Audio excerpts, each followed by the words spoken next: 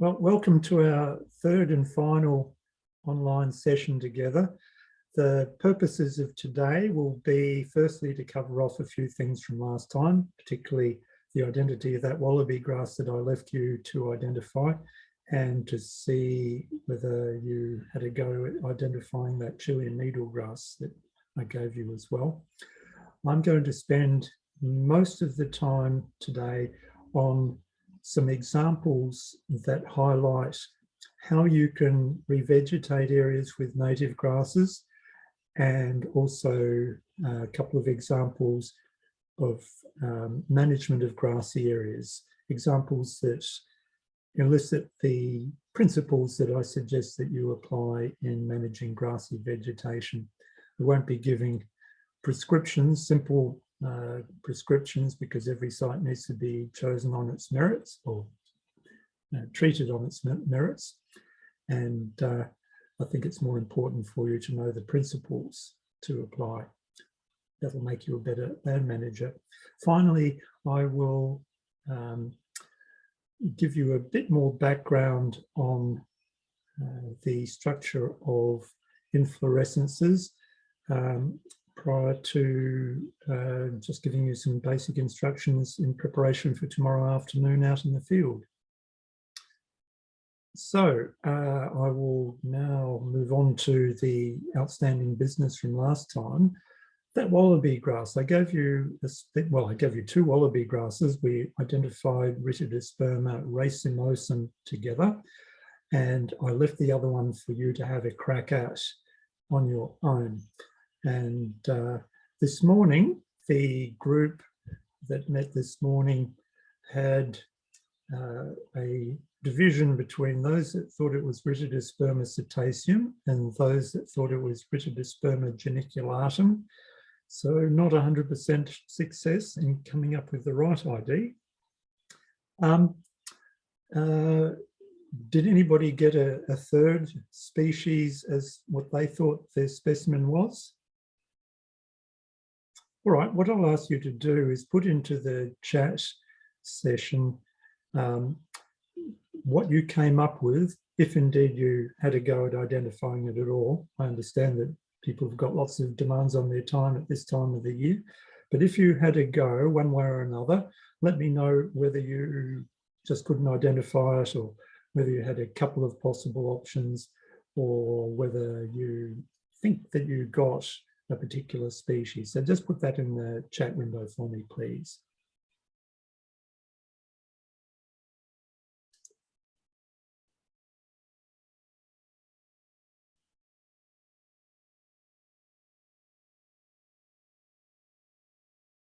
Oh, Emma says she got the wrong one, but who knows, perhaps it is Ritidosperma carphoides until I tell you the correct answer.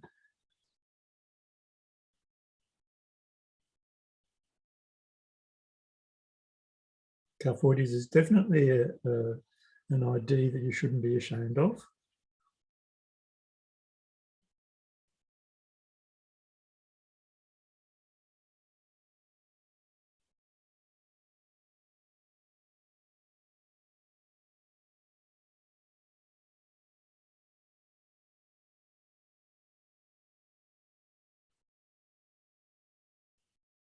I'm not seeing any coming in for a while. Don't know whether that means that that's it, but I'll press on anyway. It is in fact Ritidosperma geniculatum. Well, Maddie lost her sample, that's fair enough. So now I've got E ... everyone. That would be Elliot, is it? Can't actually see. Maybe if I expand that. No, it's not going to tell me. And San got geniculatum as well, and Emma got Ritidosperma carphoides. They key out right next to each other, carphoides and geniculatum. I better tell you why some people got cetaceum as well. And to do that, I am going to go to the wallaby grass key. I'll have to share that screen with you. And I'm then going here. Getting that off the screen. Okay. I probably should have first shown you an image of the seed. Let me tell, I'll stop sharing that. I'll tell you that the principal reason why people were getting Cetaceum rather than Geniculatum, and maybe you'd be in this category as well, since 2 out of this morning's group were in that category. So it's clearly not just a one-off sort of thing. It's because of the same thing that I mentioned last time, which is that people are inclined to misidentify the arrangement of hairs on the lemma, the unicorn's face, if you like. So I'm going to show you what it looks like on this little USB microscope. This little microscope I got from Aldi for $49 a few years ago. It's vastly clearer if you get a dissecting microscope. Like if you spend $200, this would seem much clearer, partly because you get a really good depth of field and everything will be in clear focus, and partly because you have stereoscopic vision. Oh, and also, I guess, because you can illuminate better. Here is a seed like the ones on the plant specimens that I gave you out at Tooele Vale. And the first thing that I noticed with this species, which is Geniculatum, is that it's hard to grab the seeds because the little handle that I normally use to hold a wallaby grass seed, that is the central awn, or the unicorn's horn, if you like, it's quite short. So short that it is scarcely longer than the lobes, as they're called, or the ears on the unicorn. Now there's a bit of a projection effect here, I think, because that central awn's probably sticking upwards somewhat. But regardless, it really is not much longer than the length of the ears on the unicorn. So that makes it harder to hold. The next thing I notice is that these ears taper to points, and again, there may be a projection effect, like this looks very slender there, but that's because the ear is sort of twisted a little bit. If I look at the other side, it's a bit clearer that it tapers to a point, and on this particular one, I don't think there's any bristle. On some of them, there might be a short bristle. Most wallaby grass seeds have bristles on the tips of the lemma lobes, as you would call these things. So that's firstly what I notice. The next thing I notice is the arrangement of hairs here. And for that, it will be easier if I zoom in. And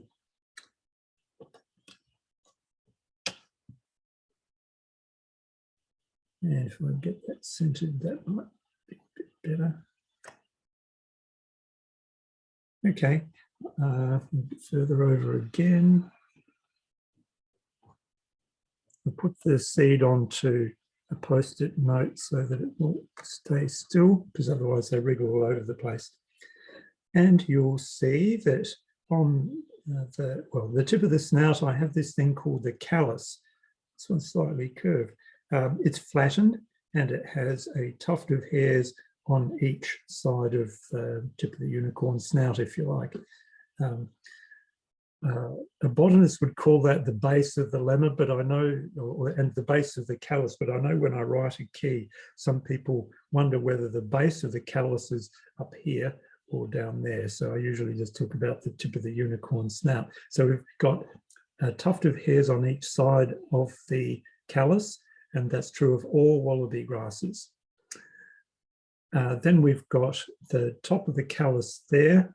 The callus is actually formed by the lemma wrapping around the base of the palea and also the rachella that runs up through this floret, because you'd call the seed of wallaby grass a floret. So the lemma is just a hardened, the callus is a hardened bit of the lemma that wraps around the other parts at the base of the seed. Then we've got a hairless gap here up to this point, and from there up to about this level here, I'm seeing hairs scattered all over the place. And if I got it well, it'll get some parts of the hairs focused at one point and then the surface of the lemma focused at others. If I get the lemma surface focused, I think I can convince myself that there are hairs attached or scattered all over this surface from about that level to that level. And I think people this morning who had identified the species as Ritidosperma cetaceum had misinterpreted what they were seeing with their naked eye or with a hand lens, probably the naked eye, I think, and thinking that the hairs were in 3 different levels: the tip of the snout where there's the 2 tufts, and then 2 rows. In reality, they're scattered over the surface. And all those people who identified it as Carphoides or Geniculatum got that bit right. So well done. It's only in the last part of the process that we have the dispute over which of 2 species it is. The other thing that I'll point out at the moment, which is relevant to that last step, is that this base of the central horn is twisted. Sorry, not just twisted, it is dark brown. Sometimes it will be medium brown, but it's brown. That's the important thing, because Carphoides, Emma, remains rather brass-coloured, I'd say, or straw-coloured through to brass-coloured. So I think we've spent enough time on that, unless somebody wants to ask a question about what they're seeing there. Not hearing anything, so I'll stop sharing that and we'll go back to the key. So everybody who's come up with any answer for me has correctly identified that it's not a 1A type of grass, which has very few hairs, and rather they went via 1B down to 8. And as I zip down to 8, 8A says the lemma central horn rarely exceeds 6 millimeters long and extends no more than 2 millimeters beyond the tips of the lobes, including the bristle at the end of each lobe if there is one. Ours doesn't have a bristle. Okay, so I could measure that. It says there that in marginal cases put a drop of water on the coil part of the horn to make it straighten. That will extend the length of the horn by 10 to 25%. And you also need to allow sometimes that unless you measure the horn in its 2 parts, there's going to be a hypotenuse sort of effect. So it can be tricky if you're identifying this with the naked eye or with a hand lens, because it's pretty tricky to measure that distance. Under a microscope, it's very much easier. It then goes on, there are dense hairs over the lemma body, and that's what I was trying to demonstrate with that microscopic image. So I reckon 8A is correct, and so I found something new in the chat box.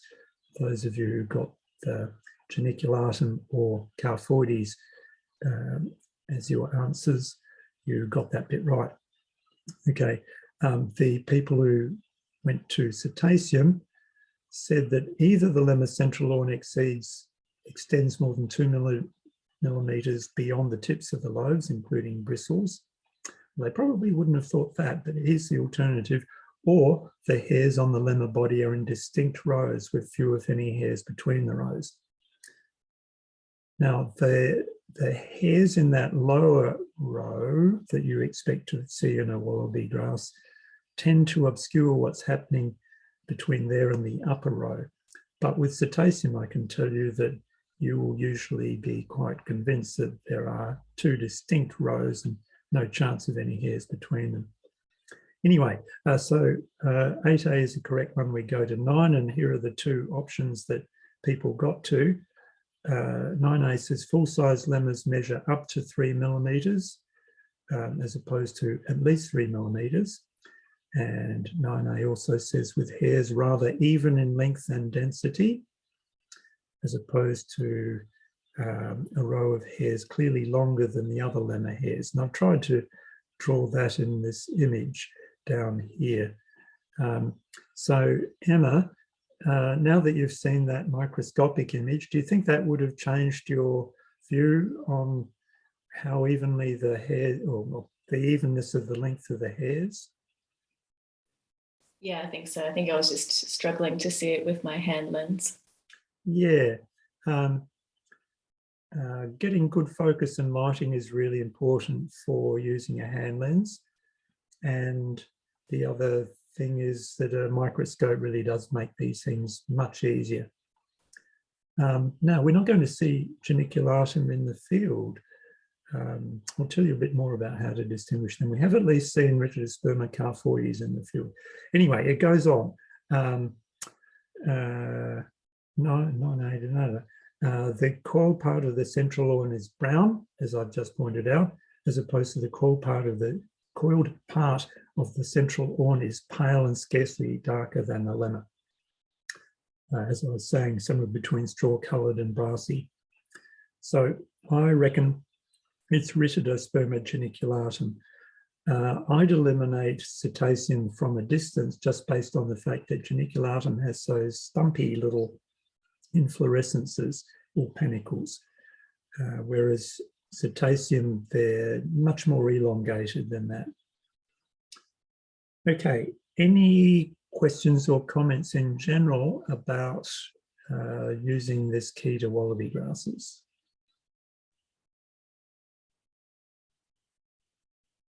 No, then we will move on. And I'm going to swap to my PowerPoint slides and we'll talk about grasses in revegetation. Where is the relevant thing here? Okay, and the example I'll start with is in Blackburn. I think it's called Gardeners Creek Parklands. Oh, I might have that wrong, is it? I hope it's called Gardeners Creek Parklands. My memory's going hazy. And I had a member of the Friends group there do this course in, I think, 2008, Alan Lodge. And he's elderly, but he came along and did the course and he's keen as mustard, and he was able to identify a range of wallaby grass and speargrass species in his area by the end of the course. And he decided that he would do a revegetation project in the park where there is a Girl Guides hall and a car park that used to be much bigger before they put the bollards in that you see in this photograph.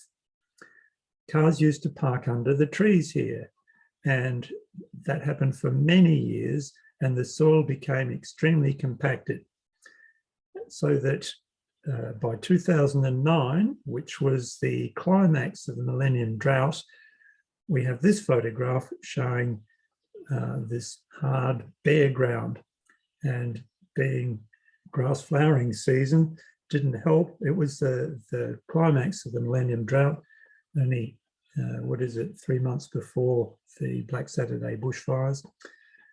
It's a very hard site to try revegetating, but undaunted, Alan decided that it wasn't being used for anything else. He would give it a go. He would walk through the park. I think he had a walking stick too, and he wandered through the park up the hill over here and collected seeds. Some species, he didn't know exactly which species of speargrass or which species of wallaby grass, but he could see that he had a couple of types of speargrass and a number of species of wallaby grass that are clearly all native. And so he just used his hands and pulled some seeds off some plants and put them all in a bag together, came back to this ground that you see in the photograph and spread the seeds in November 2009. So this is an immediate before shot just before he sowed the seeds. He just sprinkled them there. So this is just one elderly man wandering through a park, picking some seeds and sprinkling them over compacted ground that was used as a car park for decades, if not scores of years. Well, I'm sure it would have been scores of years, in the climax of the millennium drought. He's keen, is Alan, and he then took a photograph the following year. This is December 2010. I can go back to convince you if you like. In fact, perhaps that's worthwhile. You'll see that it's got the same trees there, slightly different angle.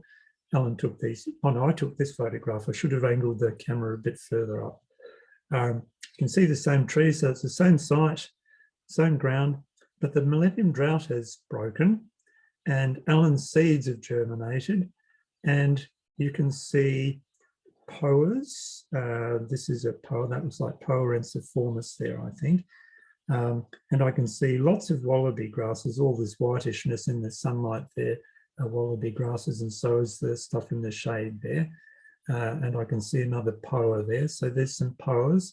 There's loads of wallaby grasses, and I'm not seeing spear grasses, but maybe if I remove some of these windows that show everybody's face to me. Oh, that might be a spear grass there, I think, but I'm not sure. Anyway, it provided what I regarded as a miraculous instant cover of greenery on an extremely hostile site. When I took this photograph, I found that there were some opportunistic annuals, which you would expect following the breaking of a millennium drought or a severe drought. But the wallaby grasses are also somewhat opportunistic, particularly Rhytidosperma racemosum that we keyed out last week. And so that provided some competition for the introduced opportunists. There is really good cover of the ground, so erosion was reduced, organic material was being placed back into the soil. The insects were having a great time with the seeds and the additional organic material. Lizards were able to eat seeds or the ants and other things. So it's provided habitat. It's started the succession following the breaking of the drought. It's adding organic material to the system to form the base of the food chain. So a great deal has been achieved by this. I went back a couple of years later, and it's no longer the breaking of the millennium drought, and also succession has continued so that we see less density of the wallaby grasses, and somewhere in there are spear grasses. Yeah, I think that's a spear grass there. I might be standing in a slightly different position. I'm not seeing poas so much. I can see a poa there and one there. Perhaps they're the same plants as in the previous photograph. So we've still got plenty of native cover. I think by this stage, the Friends group had done a bit of hand weeding as well. They have very low cover of introduced species, and they have a range of Alan's native grass species. One of the spear grasses that's in here is Osterostypa rudis subspecies australis. Alan didn't realise that he'd picked that one. I think he probably realised he'd got Osterostypa rudis, but he probably didn't realise that he had the now endangered listed subspecies australis, and that came up in there. So it's a big change from a biodiversity and aesthetic perspective compared with the previous situation here. And the Friends group got me to meet with them in December 2012 to discuss how things were going, because they were wondering what sort of success they'd had, what I thought of it, and what they might consider doing now, all of those sorts of questions. And I obviously conveyed that I thought there were a whole lot of benefits that had been achieved by this.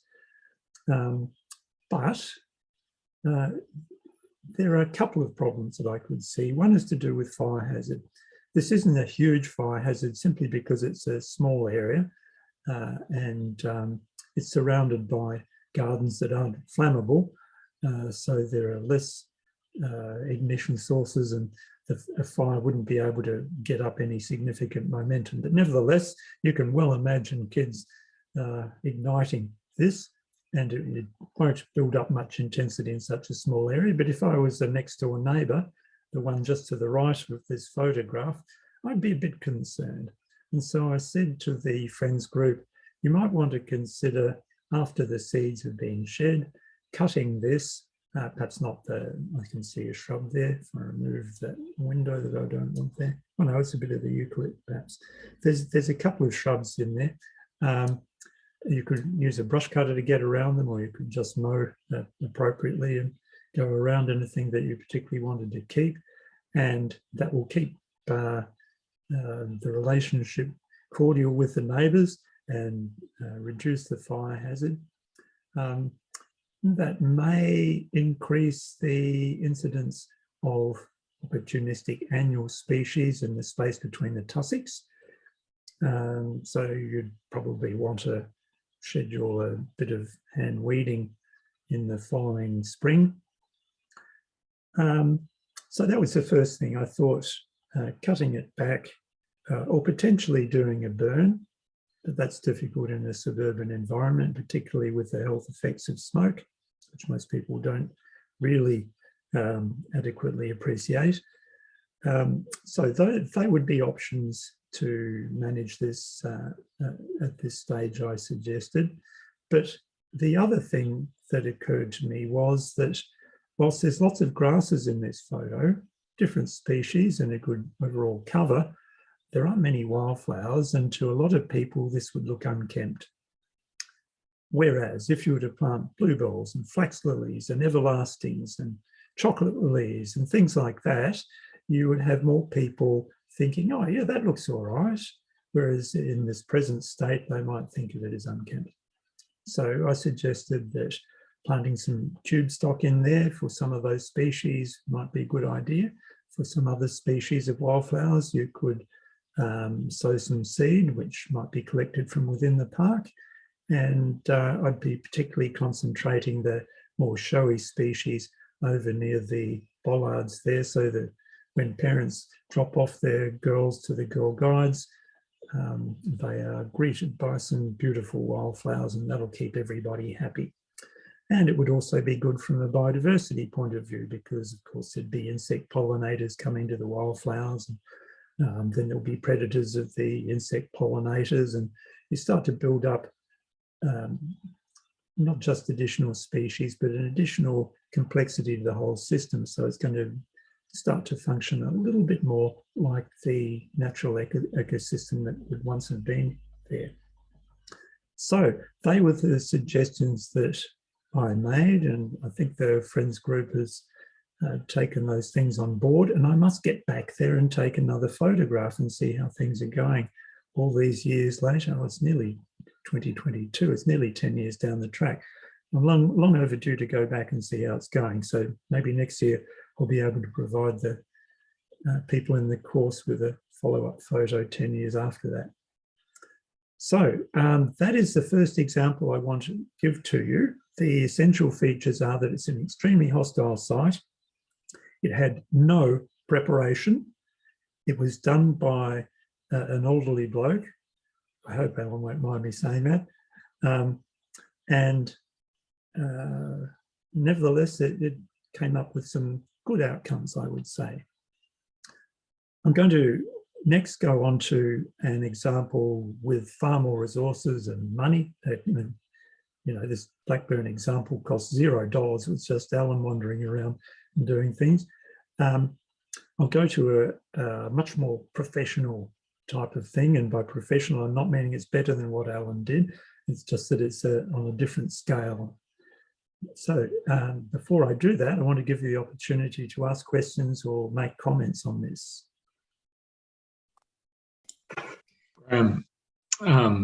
Sam here. You said it was a car park previously, so obviously the ground was very compact. But I guess one advantage was it was fairly weed-free. But so scattering the seeds just on the compact ground obviously wasn't a problem. Thank you for that. That's a very good point. I did make that point to the morning group. I didn't this afternoon, and you're on the ball. Well done. In the next example, I'll show you the more typical thing, typical approach, which includes scalping the topsoil to remove the topsoil's weed seeds and additional additional nutrients, usually from superphosphate and that sort of thing.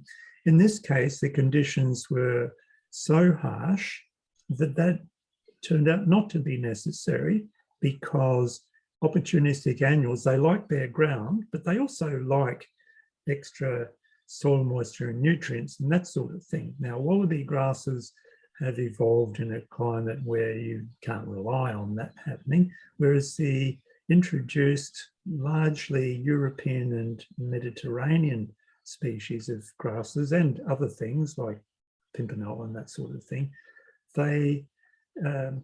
they struggle on harsh conditions like this if they've got some competition from our indigenous species that are more adapted to that sort of thing.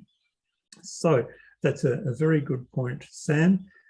This success relied in part on the ability of native grasses to germinate and initially thrive, but also persist for the long term on hard, even subsoil. If you have a look at a rocky roadside road cutting, you will see native grasses and batters that have sometimes been cut, even if they're not rocky. If you see a batter where a road cutting's been created, you'll see native grasses doing quite well there.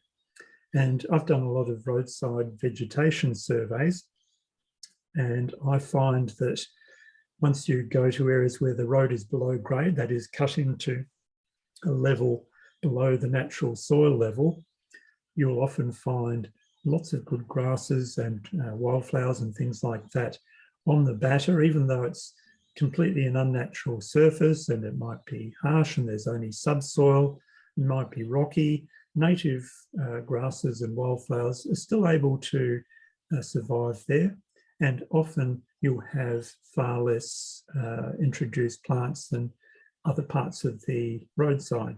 So that was a good point. Thank you, Sam. Any other? Oh, now, who was it who put their hand up? Go for it. Hi, Graham. It's Tim here. Yes, Tim. Yes, hi.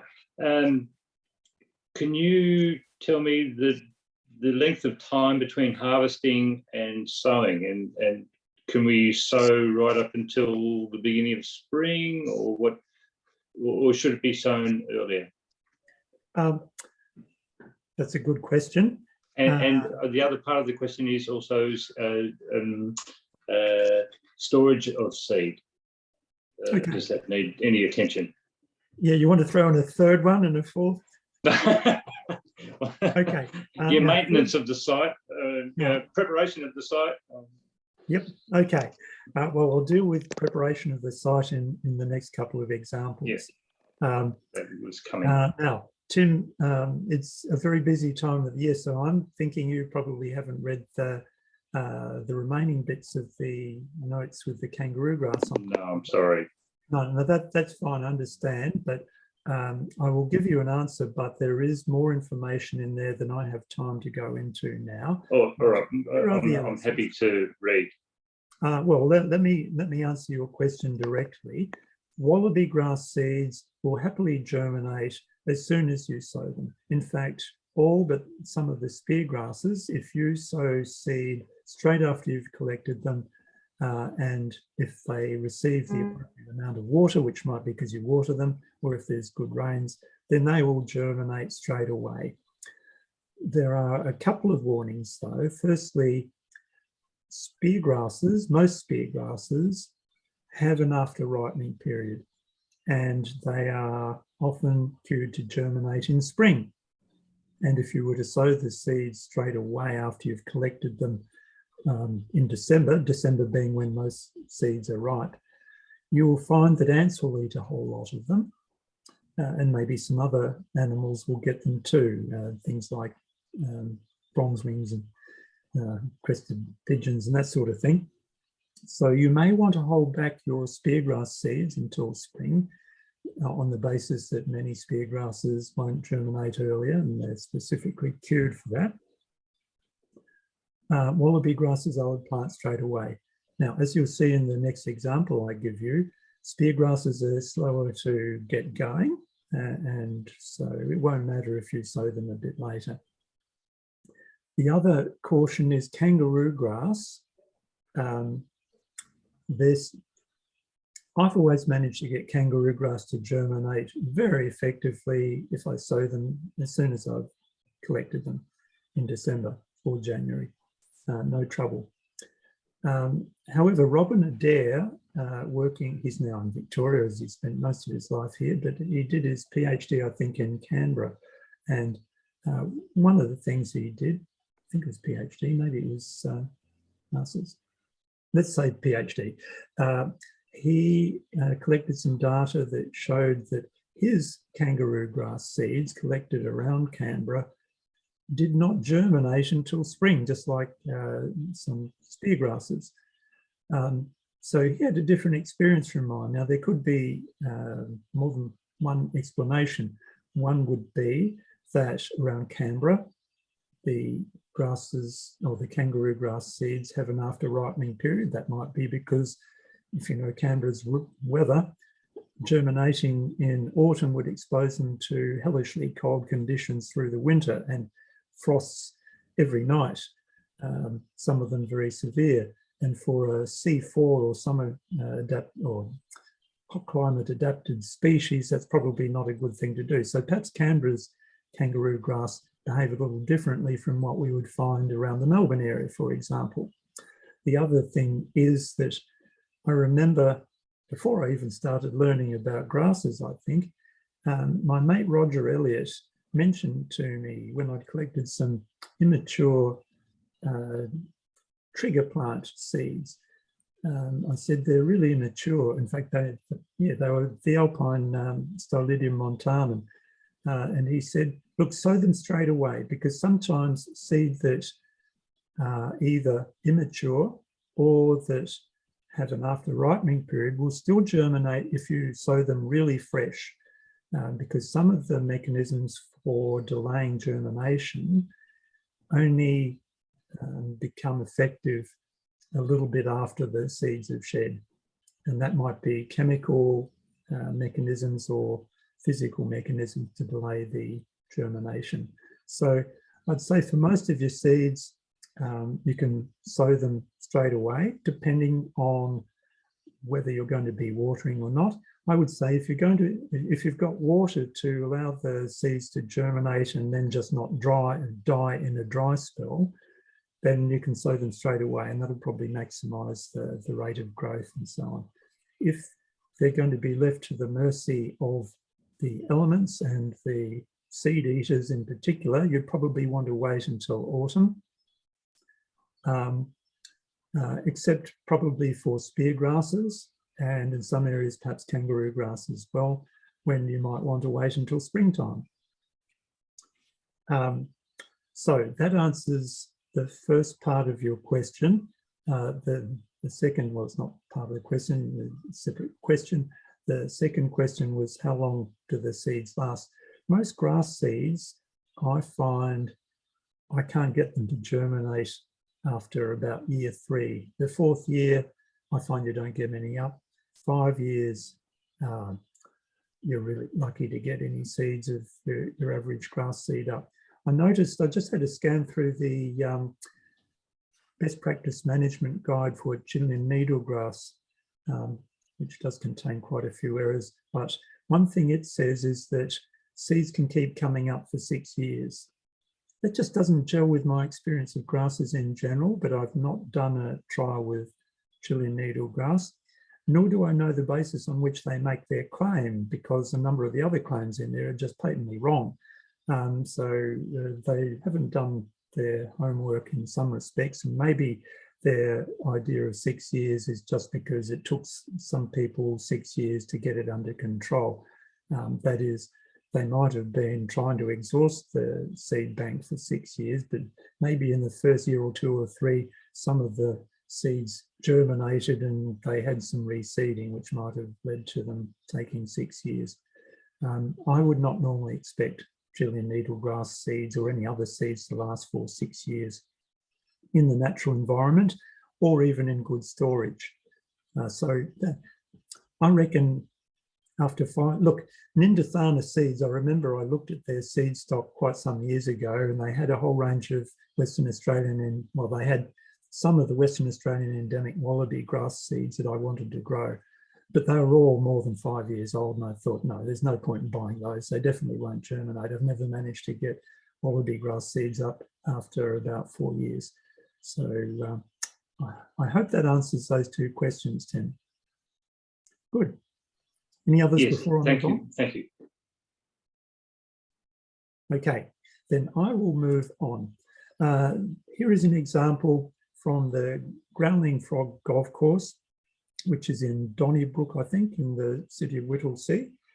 And it's not a very old golf course. When the developers of the golf course got their permit to build it, including removing some native vegetation, the council, represented on your left here by Tim Connell, decided that as one of the offsets to compensate for the removal of native vegetation, the developer would have to create an artificial bit of native grassy woodland or grassland. I just see from Kelvin saying, I've heard that Chilean needlegrass seeds can last for decades. Yeah, I've heard all sorts of things about Chilean needlegrass and vaccines and all sorts of things. Kelvin, what sort of credibility do you give that? Was it a sort of academic source of somebody who's done some experimentation, or is it just sort of anecdotal?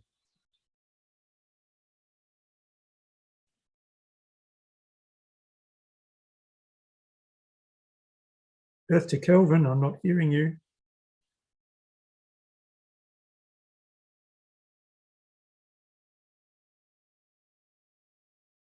Okay, here we go.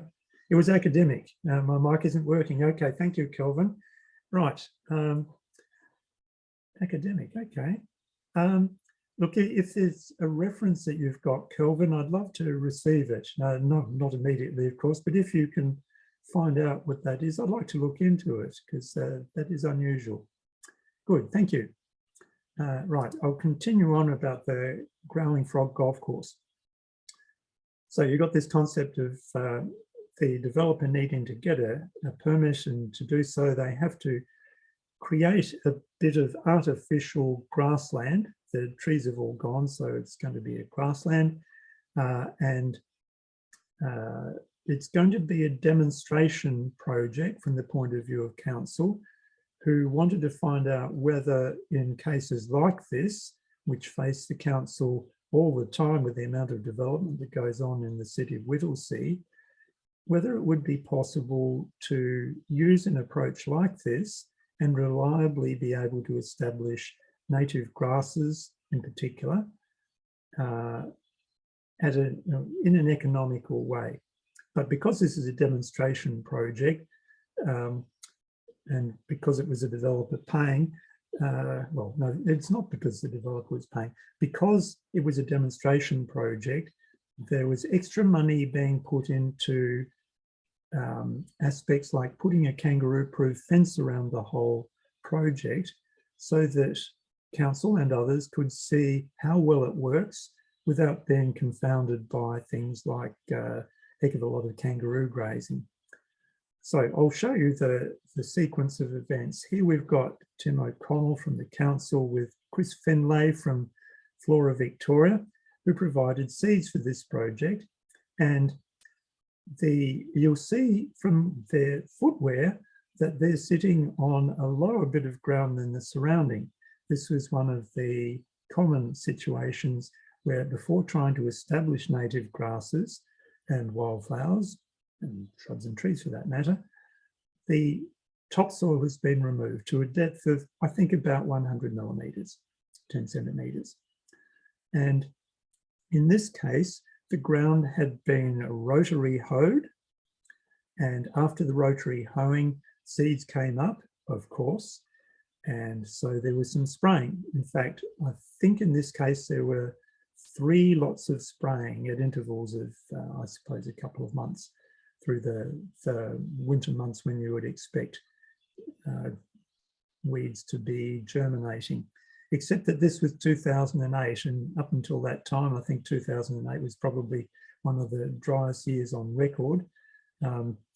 And the only year that I can think of that would definitely beat it would be 2009, the following year, which was the climax of the Millennium Drought, which is when Alan Lodge was sowing those seeds. So here we've got these two guys, Tim, who's organised this project, and Chris is one of the two partners with Graham Hoxley, running the seed production area, or SPA. You'll find that abbreviations SPA a lot in revegetation. They collect seeds from places like City of Whittlesea and sow them in their seed production area in rows. They've got I suppose a couple of hectares with row upon row of different species of wallaby grass, spear grass, red-leg grass, silky blue grass, windmill grass, all manner of things from all manner of provenances. And then they sell their seeds for revegetation projects like this. At this point, these two guys are standing at the edges of the plot, which is about 1/2 hectare in size. And the sowing, I can't remember whether it's just happened or whether it's about to happen at this point.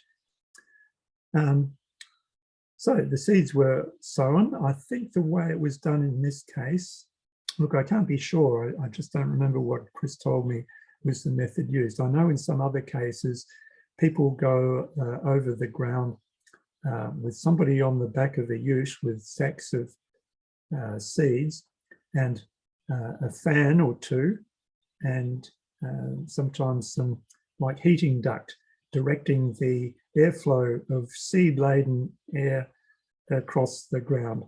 And the ute drives along and all these seeds spray out via the fans to cover the ground. And the seeds were spread on this rotary hoed and previously sprayed ground. And the following day or two, there was a windstorm, and Chris was really sad because he spent all of this money and time growing the seeds for this project and collecting them with a harvester. I can talk about the nature of the harvester if you like, and bringing them onto the site and spraying them around. And he thought that the wind would have blown all the seeds away, particularly fluffy ones like Ritidosperma fulvum, which is very fluffy. But to his delight, when he came out a day after the windstorm, or I don't know, it was one day, but after the windstorm, he found that the seeds were still there, or at least quite a lot of them were still there. And he didn't resow after all, which is testimony to how well the seeds can get themselves wedged into the soil. Now, the fact that the ground had been rotary hoed might have helped in that regard. So that might be one reason why you would do rotary hoeing. In general, I'd say rotary hoeing is not necessary. In fact, it's probably counterproductive in most cases. Again, based on the comment and question that Sam raised before, that if you've got compacted ground, then the most opportunistic species have trouble competing with species like wallaby grasses. So the seeds were sown and the seeds survived the windstorm. And later that year, if I remove this window, I can see when it says October 2008. And this is a mosaic of different still photographs that Chris has given me. And you can see that there's germination. Now, normally you would expect to see more than that by October, but remember, this is 2008 and getting close to the peak of the Millennium Drought.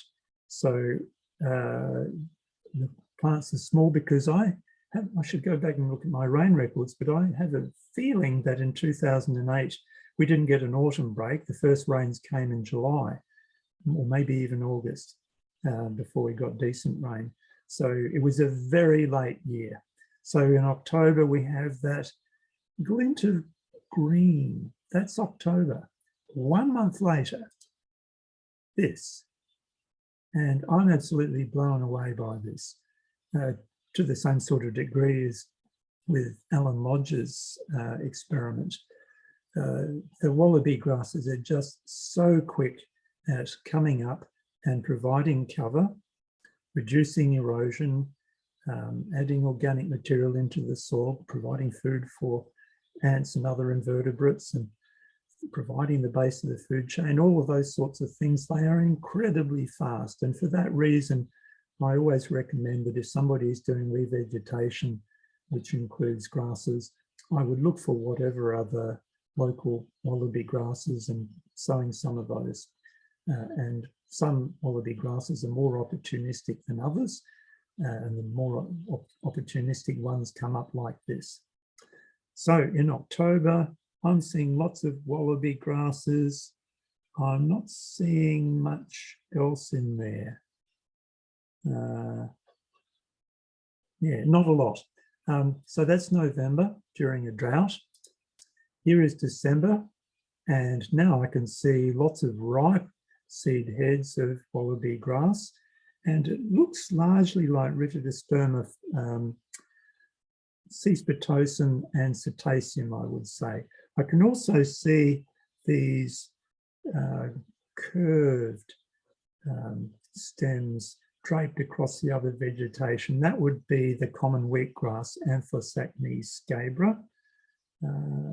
And now if I move that out of the way, I can probably see a speargrass or two. I'm having trouble seeing any speargrasses. There must have been the odd one in there, because there's certainly quite a few sown, and that can be easily demonstrated by the next photograph. So you're getting the idea of the succession process. We get the wallaby grasses coming up first, and smaller numbers of other things, but principally wallaby grasses in the first instance. Redleg grass and silky bluegrass are also pretty quick to come up. Here is the following year, and 2009 was the year of Black Saturday. It was still the millennium drought, extremely dry in the first part of the year. We started to get, well, I also remember from my post-bushfire surveys after the Black Saturday fires that we did not get much rain for many months until the very end of 2009. So we didn't get the usual orchid display following the bushfires, for example. So this was again a very dry year up to November 2009. And yet, look, the wallaby grasses have come back just as densely as the previous year. I reckon there's probably some common wheatgrass in there that'll be draped through there. And now I can see a couple of species of speargrass. That looks like Ostrostypa semibarbata. This might be Ostrostypa mollis there, I'm thinking. Yeah, so we've got a couple of species of speargrass becoming prominent. And I don't have photographs for 2010 when the rains finally did come.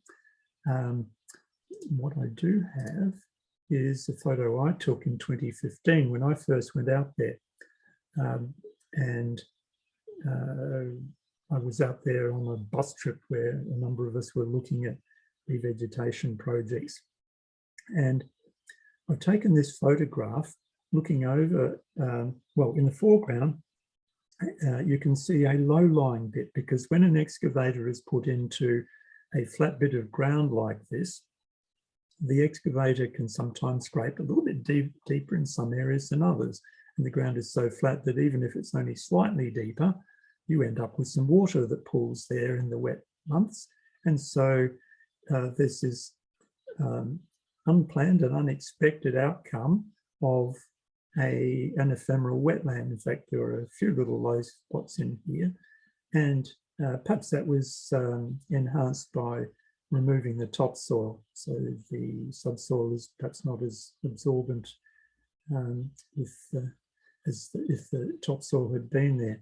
And so in addition to the grassland sort of environment that you see here, they found that they'd created some ephemeral wetlands an ephemeral wetland is usually interpreted as one that only holds water for weeks at a time, or perhaps up to a month or so. And in those ephemeral wetlands, there were, by 2015, in fact, even a few years earlier, there were juncus species, and I can see a juncus there and a juncus there, and I think that's a juncus over there. That might be one there too.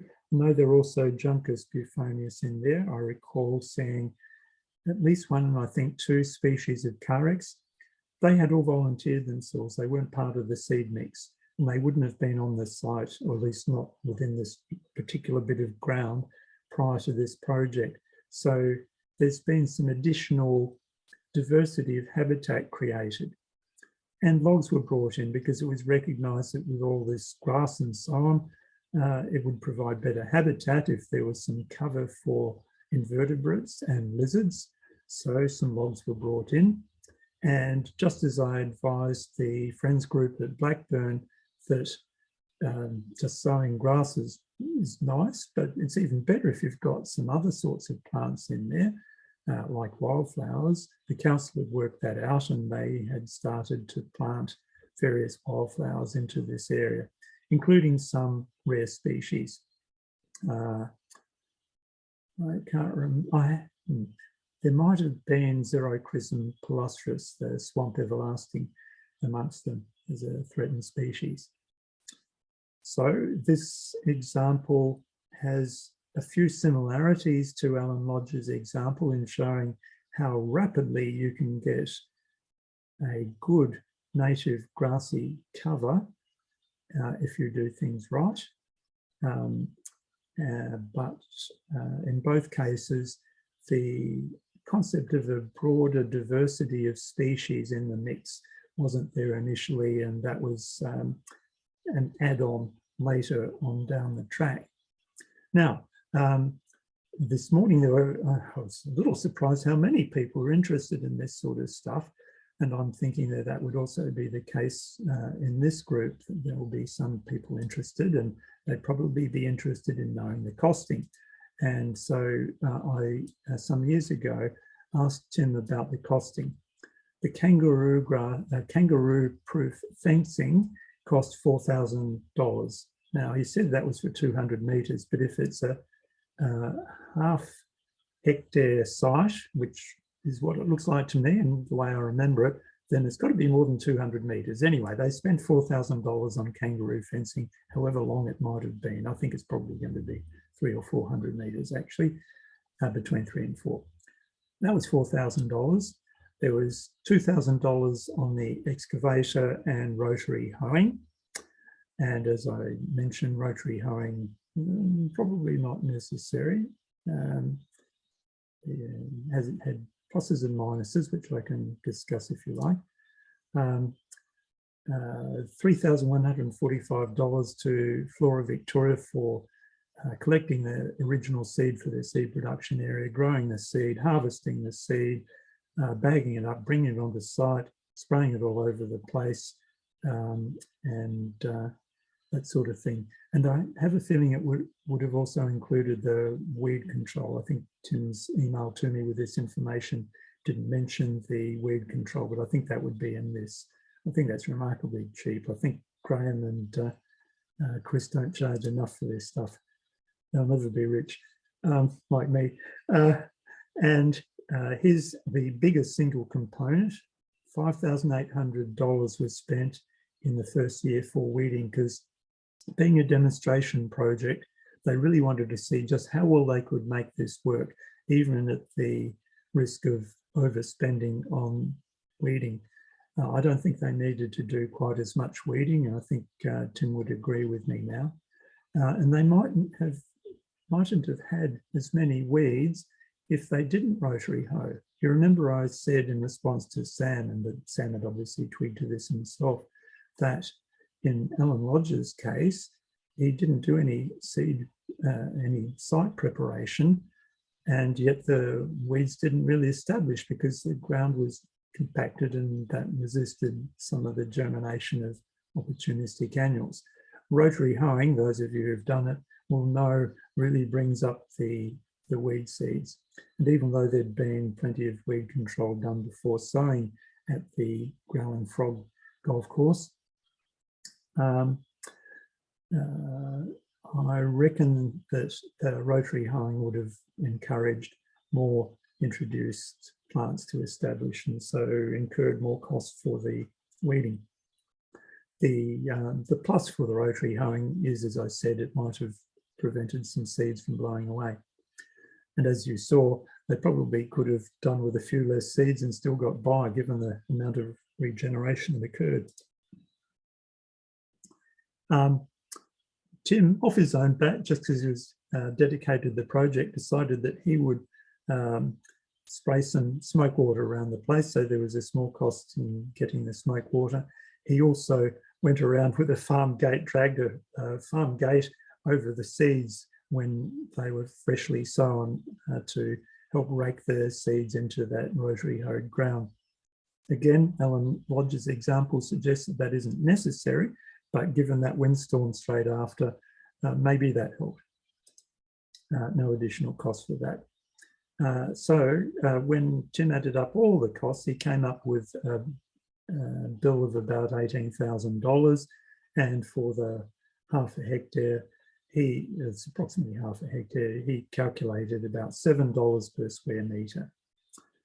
And he compared that with the typical sort of costs that a developer would incur with a typical landscape plan in a planning permit for a residential development. And he said this was quite competitive. And he said it's probably also even competitive with somebody who develops or creates a turf surface, because creating and maintaining turf is expensive as well.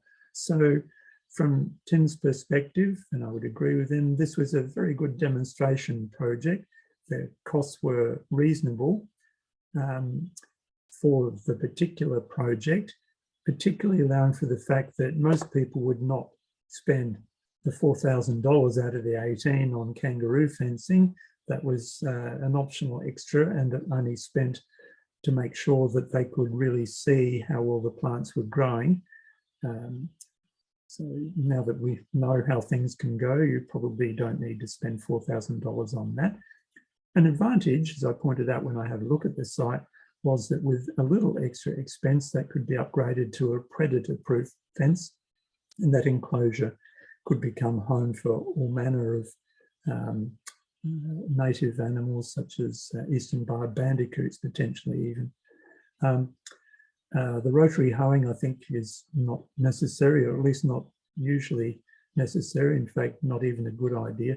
In this morning's group, we've got a bloke, Corey, who used to work for Flora Victoria, and he enlightened us that Flora Victoria, during his time there, would only essentially scratch the surface or scarify it to a depth of, he suggested, about 1 centimetre in order to stimulate the seeds to germinate before they were sprayed, rather than rotary hoeing, which is much more likely to encourage introduced weeds to establish. So you could save some costs with rotary hoeing. First year's weeding, I think that's partly because of the rotary hoeing, and I think generally you don't need to do that, or at least not as much. You would need to do some, but not as much. And the smoke water, I think, probably made no difference. That's what I've usually found anyway. So here's a different example from the first one in many respects, but it also reinforces some of the lessons. And I thought it was quite a useful one. A lot of my students found this useful. Anybody got any questions or comments? I just have a question. I don't know if it's particularly relevant, but would some of these same principles also apply well for like personal gardens kind of thing? Like if you're trying to grow yourself a little grassland garden, this kind, like keeping these kinds of principles in mind is still relevant, useful? Yes and no, Rose. In a garden, like in the various gardens that I've had, if you're a keen gardener, and you really want to make it work, you're at least there all the time, and you can stop weeds getting to seed production stage. You can pull them out earlier, and a garden is not normal. Well, certainly with my budget, it's not big enough to prevent you from doing pretty thorough weed control. So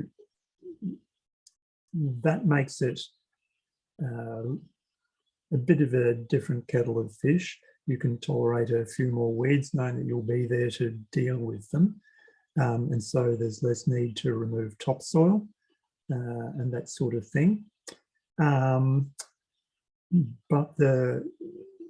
some of the things are relevant, like what do you sow, whether you're wanting lawn or a native grassy area that's got wildflowers and the whole works. Having a diversity of species, I think, is good, and I'm about to show you another example of a re-veg project where that's taken to the next level, and I'd be following that example that I'm about to give you. Let's think, what else? Seed production is something that's worthwhile. I don't remember whether I told you, because I've run so many different courses over the past few weeks. When I wanted to sow a lawn with some, well, a nature strip, in fact, where it had all been dug up, and I wanted to sow it down with some grass, particularly Ritosperma geniculatum, the one that I gave you the specimens of to ID. And I could only get about 20 seeds because it was February, and I sowed them, got about a dozen up, and I planted them in a row, and I treated them the same way as I treat my strawberries. I dosed them up with fertilizer, and they germinated in March, I would guess, because I collected them in February. They probably germinated in March, and by the start, well, sometime in December, I estimated that I had 30,000 seeds, ample for the nature strip with some left over. So that's a bit like the seed production area, where Flora Victoria workers go out and collect modest amounts of seed and sow them at the seed production area, and can breed them up to vast numbers of plants very quickly. So you don't need to plunder the natural resources in your local bushland reserves to get your local plants. You can get very few seeds and breed them up very quickly with grasses and with some other plants, but particularly the grasses. So there are some lessons. Are there other things that you think might be applicable to a garden, Rose? I was just trying to think about fertilizing as well, because I think you mentioned pellets earlier, and I know that natives are much more sensitive to like nitrogen and such, so I don't know if you'd need to fertilize them the same way you would with other things. You need to be wary of phosphorus. Grasses, native grasses generally are pretty okay with nitrogen. Some species I find don't like phosphorus, and so there are a couple of species from heathy forest, for example, like lowland forest, that I grow or propagate their seeds in native plant potting mix, which is, it differs in having low phosphorus. As I said, those Ritosperma geniculatums I treated the same as I treat my strawberries, and I really dosed them up with fertilizer, and they went great guns.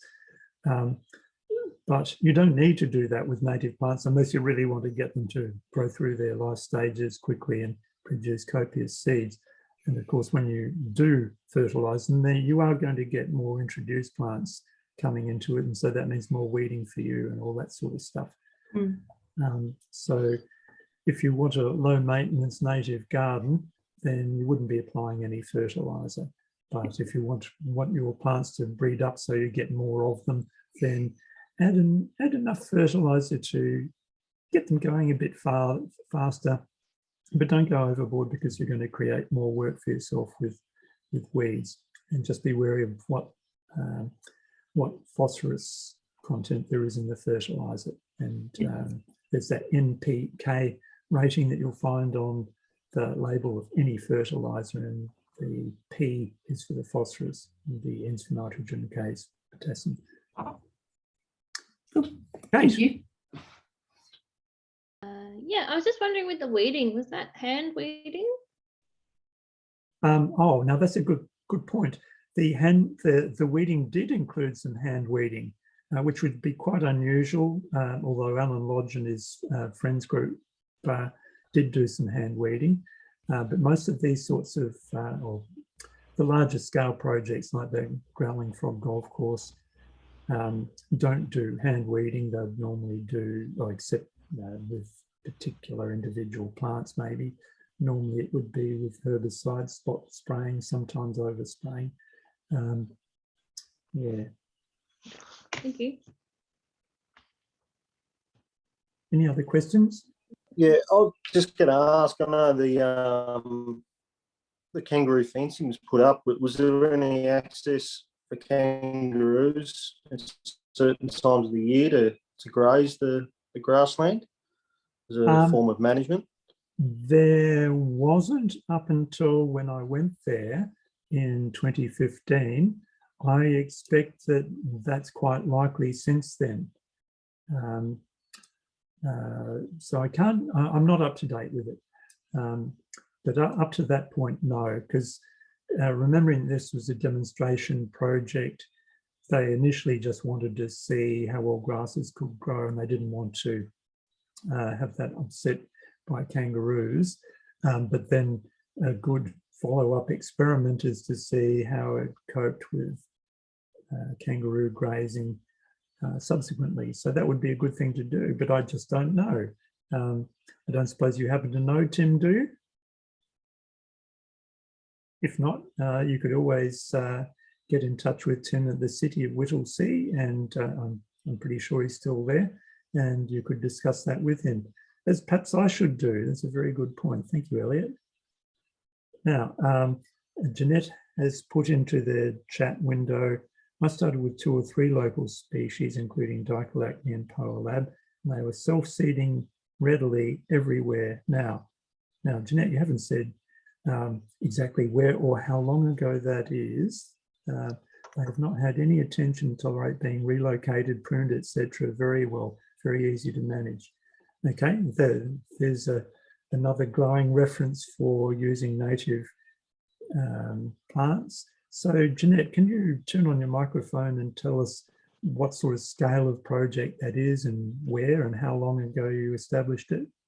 Oh, look, mine's not a particularly large scale. I've just been experimenting with using Indigenous species within the garden setting, and just literally started with a handful of plants, and I've just been pulling off seeds and sprinkling them around. I'm in Bacchus Marsh.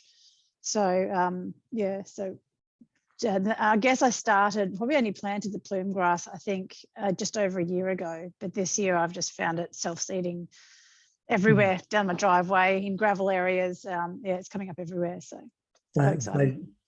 They do that. Now I'm thinking at Bacchus Marsh, well, there's 2 broad categories of geology at Bacchus Marsh.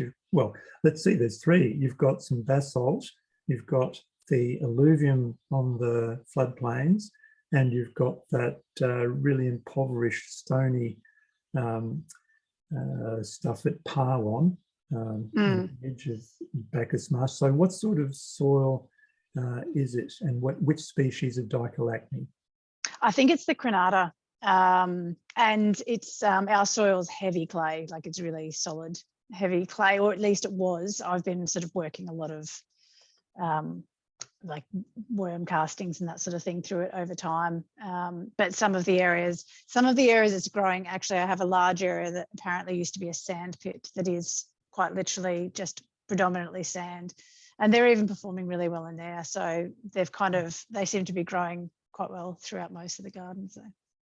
All right, that matches my experience with Dicolacne in particular, in that it comes up readily after a bushfire, or in gardens it volunteers, or they volunteer themselves well. My experience is with Dicolacne rara, and to a lesser degree with Crenata, yeah. So it certainly has that potential. Poalab, I wouldn't have said that it's quite as freely volunteering itself, but it certainly persists very well. seems to be self-seeding, but it does seem to have a slightly different variation. It seems to be a little bit more silvery, some of the ones that are coming, like just the leaf, yeah, the leaf, and it doesn't, obviously the original plants I bought, they seem to have a denser clump, but I don't know whether it's just a matter of over time that these have only self-sown sort of a year or two later, so. Okay, now Sam had his hand up. Graham, I'm just wondering on the topic of soil scraping and scarifying, versus spraying and things, when you've got weed species, say tussocky weed species, which are easier to outcompete versus a kikuyu or a cooch lawn or something like that, what your recommendations are? Is it spraying patches or spraying all, or when would you scrape the soil and how deep?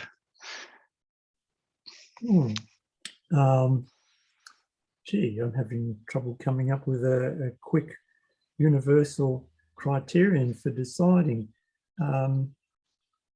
Obviously, it's a bit site specific, isn't it? It's very site specific. It depends on what sort of density of weed seeds you're expecting in the soil, and that requires some interpretation and some knowledge of the history of the site, at least the recent history, bearing in mind that I think most grass seeds in the soil are only going to be there for a few years, but there may be other seeds like broom species, for example, and gorse that might have been there for 100 years and still able to come back. So it would depend on what level of concern you have about the weed seeds that are in the soil, and also what the nutrient status of the soil is. If it was a large, expensive project that you were contemplating, then I would be getting some analysis done of the soil's nutrient status, and I would probably do a little experiment a year before I was planning to undertake the project, and I'd disturb the soil and see what comes up so that I've got an idea of what to expect. With a bigger project, you can justify those sorts of steps. If it's just a garden, you've just moved into a place, as I have here in Boronia, I'm coming to grips with what's in the soil. I'm amazed at the things that are coming up in the soil, like literally hundreds of Hydrocotyledonata in a garden that's just been a conventional residential garden for since the 1940s. So in those cases, yeah, and there are other things like how readily you're going to be able to respond to weeds when they do come up. So in a garden, as I said to Rose, you've got more capacity to deal with it. So if you underestimate the number of weeds, then it doesn't matter as much. So I think it depends. For something like cooch or kikuyu, I would be spraying it out using, well, you can use glyphosate if you're going to completely blitz whatever vegetation there is there to start with. Cooch can be hard to kill with glyphosate, though. You can kill it with Fusilade Fort and other grass-specific herbicides, and I'll talk more about that presently. But I'd certainly be spraying it out, and being mat-forming species, those ones you would be just putting on the nozzle, the fan-shaped spray nozzle. Whereas if it was more tussock forming species and it's not a continuum of them, then you can perhaps get away with spot spraying.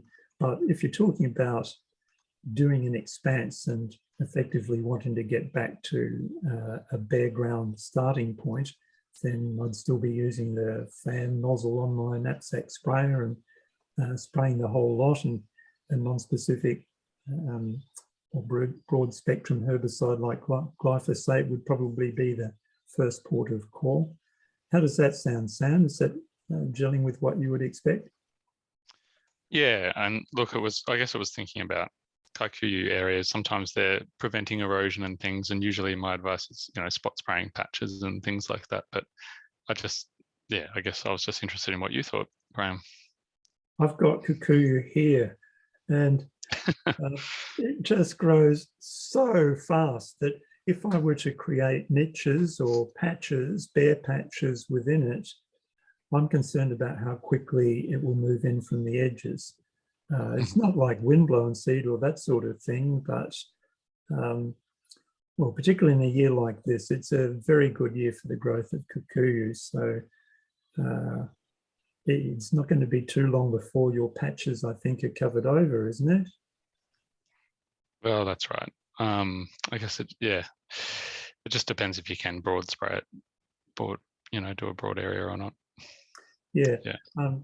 Kikuyu and cooch tend to be the biggest problem for revegetation and in natural and semi-natural environments along major streams, like the Yarrow is a classic example through the Melbourne region. And in those cases, what Melbourne Water has found to work is to spray an expanse of it, not just small patches, and put down jute mat and cut into the jute mat where you're going to plant your individual tube stock. But the same thing, well, the conditions that lead to cooch and kikuyu becoming so dense on the riverbanks are also conducive to continual immigration of new weeds whenever there's a flood, and also for your planted tube stock to get washed away in the next flood.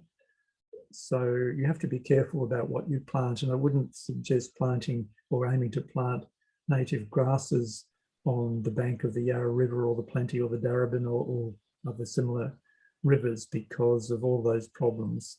I don't think you'll get them to establish properly. That's great. Thank you. Okay, Jeanette. Hi, one more quick question. We've been just trialling at a couple of our sites, or just one of them in particular, propagule testing as part of the soil testing. In this particular site, it was a small conservation zone. There didn't seem to be any remnant grasses. They'd undertaken some weed removal, and we wanted to test, they wanted to fast track the maintenance of that period, of the weed removal of that period. So we said, all right, we need you to test for propagules to see A, whether we have any local species still remaining there, and B, to be able to better target what weed seed there may still be in the soil. We haven't received the results of that yet, but I just wanted to know whether you had an experience and whether that was a valuable process to go through to actually test for the propagules or not. Yeah, well, that's what I was saying before about well, there's two ways you can test for propagules. You're talking about testing them by taking samples of the soil and putting them into ideal growing conditions and seeing what comes up. The more farmer type approach to it is just to, as I suggested before, to dig up a small sample of the ground and see what germinates in situ. So there's the in situ approach, or the more analytical approach, and I think either is very useful. It's certainly worthwhile knowing what you're going to be up against in the way of weeds, because there's no point in spending a lot of money on weed control or scalping, which is that process of removing the topsoil, that sort of thing, if you find that there's bugger all weed seeds and they're only species that you can deal with anyway. The other thing, Jeanette, to consider is that the propagule testing via the analytical approach that you're talking about won't take into account seeds blowing in. So at Bacchus Marsh, I'm thinking of serrated tussock with those wind-blown seed heads, and you might find, well, I suppose if you're going to have them blowing in, the seeds would probably also be detected in your propagule testing, but you need to just allow for that additional factor that whatever comes up in the propagule testing results won't include wind-blown seeds that come in subsequent to the testing. Yeah. Yes, we did find another site where apparently all the weed stock had been removed from the soil, or to a large degree, but then went out there for an inspection and it was just green, with sort of, I can't remember what sort of grass it was, but it certainly wasn't a local grass, and it was the weeds had all blown in, obviously, during that 6-week period that we'd been getting the testing done. So. And thistles would be another group that you would expect to blow in. So you've got artichoke thistles and that sort of thing. Yeah. Thank you, Graham. Okay. No, we're spending even longer on this sort of stuff than the morning group. Are there any other questions, or shall I press on? Graham, I have a comment on some revegetation or small patches of grassland, squashing out areas of couch with solarization mats.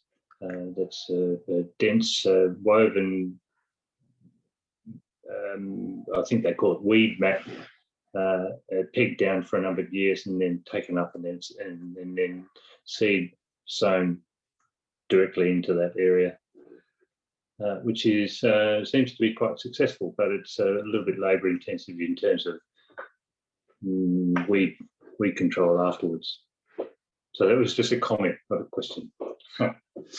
Yeah, good. Thank you. I'm glad you reminded me about solarization. It's obviously highly desirable to avoid chemicals if you can. Solarization using black plastic can be very good, but not near a stream. We don't want more microplastics going into the aquatic and marine environment. So solarization can certainly work, but as you said, it takes years, or at least more than 12 months. And so for many projects, that's not going to be a feasible option, but it is certainly feasible in some other cases, particularly if you've got a continuing stream of ongoing projects, such as a council would have. You might have a strategy that on year 1, you're going to be doing this site, year 2, you're going to be doing that site, year 3, you're going to be doing that one. And because we're going to be doing that site in year 3, we'll put down the solarization material right now, ready for it. So you can schedule things in advance. Okay, shall I move on? Right, let's.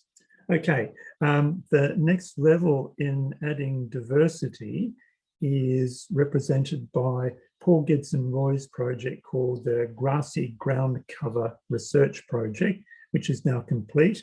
He did his PhD studies at the Burnley campus of the University of Melbourne, the old Burnley College, and the PhD was about whether there were advantages to be gained in the sort of revegetation that I've been talking about so far by incorporating plants, in particular seeds, of plant species that have different habits and different functional traits.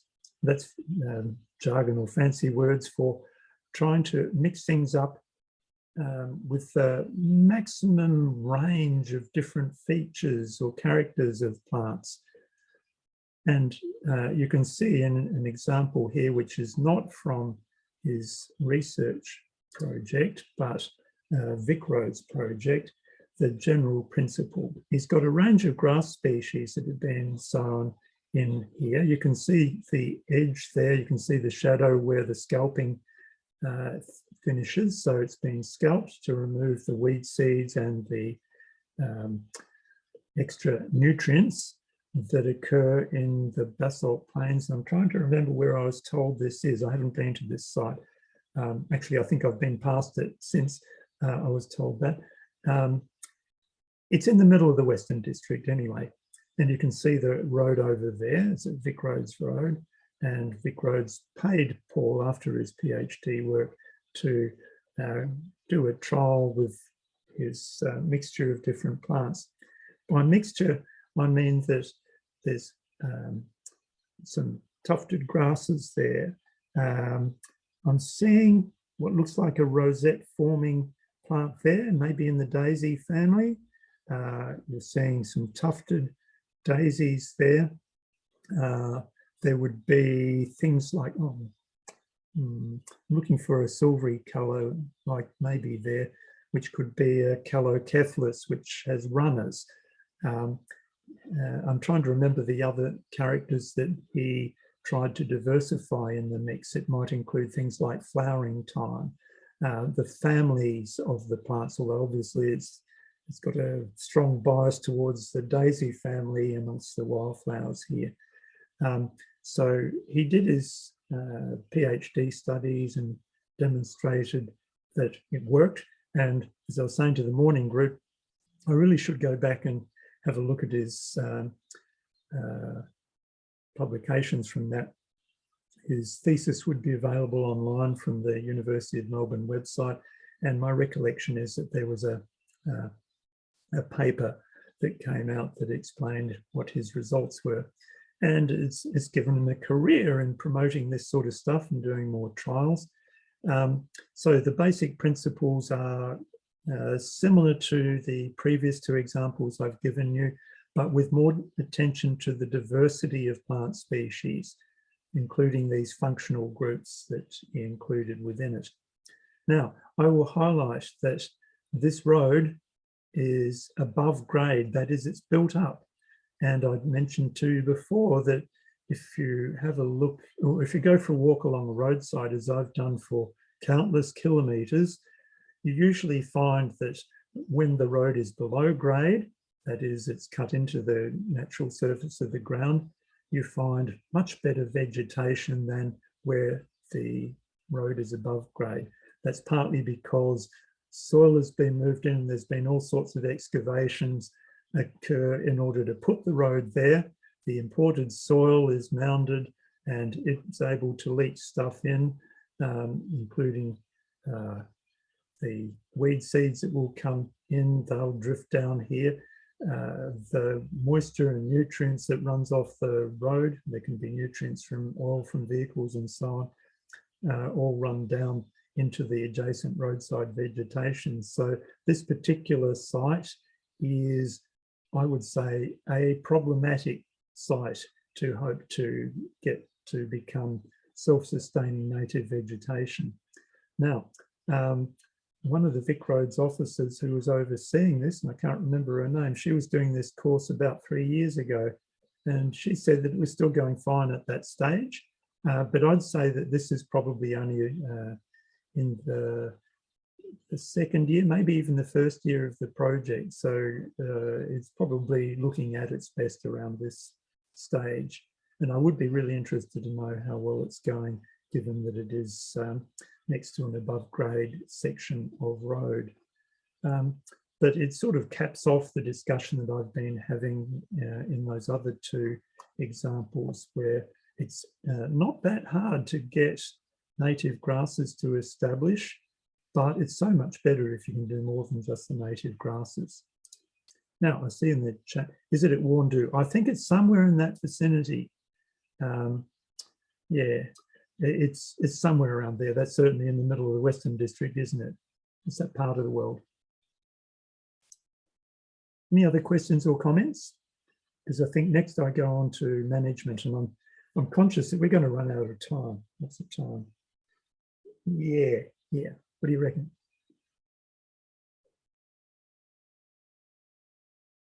I'm not hearing anybody piping up, so I'm going to progress. Let's have a look at management of native grassy vegetation. I will show you, is it 2 examples, 3 examples? I'll show you some examples, and they, as I said, I'm not going to give you some simple prescriptions to apply because unlike what the Department of Environment, Land, Water and Planning does, I think one should be more nuanced, because each site has its own individual considerations, such as there might be a rare lizard, like tomorrow's site has swamp skinks, and that limits when I can organise a burn, or it limits some of the other things that I do. Some sites will have orchids that are very vulnerable to burning in autumn because they've just drawn on their, or autumn and early winter because they've just drawn on their last year's bulbs or tubers rather than bulbs. Once they get to the bulb exhaustion stage, even though it's a tuber, they are very, very vulnerable to being burnt. So each site has got its own special considerations, and it also depends on the history of the site and the number of weeds, how those weeds are going to respond to burning and slashing and grazing and all those sorts of things. So there are lots of considerations to take into account, whereas the department gives a blanket recommendation for basalt plains grassland, burn it every 3 to 5 years in the autumn, which I think is incredibly simplistic and has no doubt led to the destruction of some of the rarest of the pea family plants, which take more than 3 years before they get from germination to reproducing. So let me give you an example that elicits some of the principles to apply. At Fairbairn Park in Mount Martha, I first went there 25 years ago. I know you're thinking I can't possibly be that old, but I did, and these photos are actually transferred from slides, Ektachrome film, because it was before digital cameras were a thing. Now, this park originally, prior to European settlement, had coast manor gums as an overstory and would have had quite a number of silver banksias. You can see all the banksias here. And it wouldn't have been particularly grassy, but it's been heavily modified. The manor gums were all cleared. In fact, the whole site would have been cleared, but it wouldn't have been cultivated, and it wasn't stuffed around a whole lot. I mentioned that not that long after it was originally cleared, it became a council amenity reserve. It's surrounded by houses. The area would be, I don't know, a couple of hectares, something like that. And following the clearing, all the banksias came up really densely, so densely that you can't penetrate these patches. In the ground cover, it's got quite dense thatch saw sedge, Organia radula, that we saw last Thursday. And for an amenity park, you don't want impenetrable scrub of banksias and thatch saw sedge. You want something that people can walk through and somewhere where you can put the playground. So what had been done decades, I expect, before I saw this site and took these photographs, is that islands and tongues of the scrub were left, but in between them is slashed once or twice a year. In a really bad fire danger year, maybe 3 times, except that in a really bad fire danger year, you've got less growth, and that tends to limit the number of times you have to slash. But many years it only requires 1 burn, or now that we've become more concerned about bushfire hazard with climate change, 2 burns I think is probably what it would get in most years. So this is a completely artificial vegetation structure that we see here. It's got these tongues of dominated by the banksias. I can see a drooping she oak in the background. There are still a few of those. And in between, it's like a maze. When you want to walk from one side of the park to the other, you have to find your way in between these islands and tongues of vegetation, of scrub rather. Now, you can see that the grassy areas are dominated by kangaroo grass, indicated by this rusty sort of colour.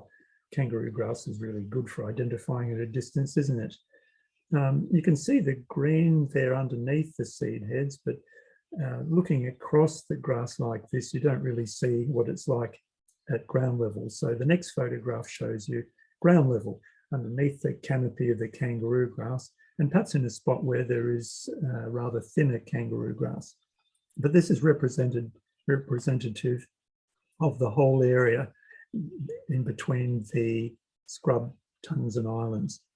And you can see beneath the kangaroo grass that there's lots of yellow flowers, and they're largely Goodenia lanata. There might be some Goodenia humilis in there, I think. I can see a Hypericum gramineum with yellow flowers there. Now I know there's some bluebells in here because I've spotted them before. It'll be even harder for you to see through Zoom, but there are some blue flowers. There's a blue flower. That's either a bluebell or a sun orchid. because there are lots of both of those, and there are also lots of onion orchids on. Well, I know that this comes through Zoom because Paul Slinger this morning pointed out that there were lots of onion orchids. These would probably be Microtus parviflora, and I can see dozens of those scattered through there. There's the occasional Pattersonia in here, I know. I think I counted about 8 species of wallaby grass, and there's Pentapogon quadrifidus and the odd spear grass and that sort of thing. It's full of a range of species of native ants, and there's lizards in there.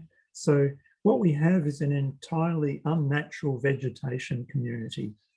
But I don't mind that for an amenity park because, well, firstly, it has real amenity to the extent that the neighbours of the park have over many years, decades, or going back decades ago, because I don't know what the current situation is, they asked council not to slash until the wildflower season had finished.